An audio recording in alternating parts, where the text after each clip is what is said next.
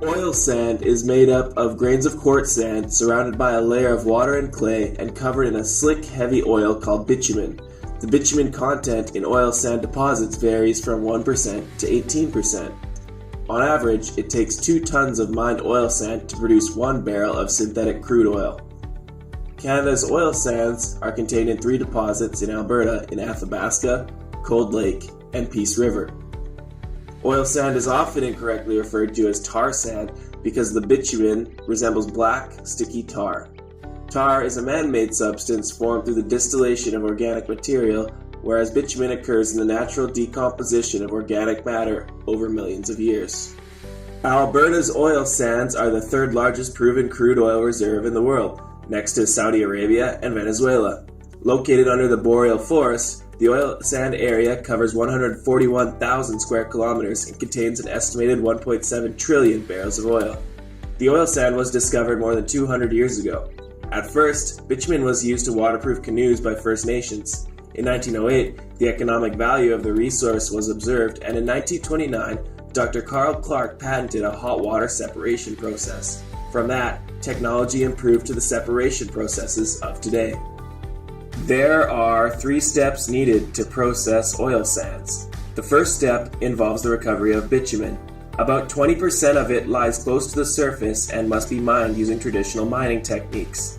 Forest and topsoil are removed and the oil sands are dug out and sent to a crusher. The remaining 80% of the deposits are located deeper than 75 meters into the ground. In this case, in situ processes such as steam-assisted gravity drainage are needed.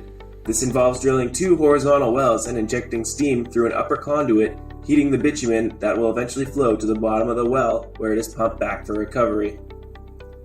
Once the oil sand is removed from the ground, the bitumen is removed from the sand using hot water in a process called extraction. Upgrading is the final step of the process, where the bitumen becomes a higher value crude oil when impurities in the bitumen are removed. Once the oil has been upgraded, it will reach markets through 4 different ways, which are pipelines, oil tankers, trains, and trucks. Combined, these 4 methods allow crude oil to be distributed within Canada, to overseas markets like Asia, and especially to the US market. Canada is the single largest foreign supplier of energy to the United States. Canada is taking steps to keep up with this demand. The Government of Canada has approved the Kinder Morgan Trans Mountain Expansion Project. We have also approved the Line 3 Replacement Project. The extraction of oil sands has a large impact on the environment. To extract the oil, a major portion of the boreal forest, an important carbon sink, must be disturbed. The immediate ecosystem is affected by the construction and operation of the oil sands industry. The need for water in extraction is large and the resource is limited. It takes 4 barrels of fresh water to produce 1 barrel of oil. After the process of extraction, toxic water is then put into tailings ponds, but they are often leaking and can contaminate freshwater sources. An estimated 3 million gallons of toxic water run off per day from tailings ponds. Because it takes energy to mine and separate oil from the sands, oil sands extraction releases more greenhouse gases than other forms of oil production. Carbon dioxide emissions from the oil sands are 20% higher than average emissions from conventional oil sources. These emissions will accelerate climate change. One other concern about the oil sands is that oil companies often come into conflict with Aboriginal tribes in the extraction and transport processes.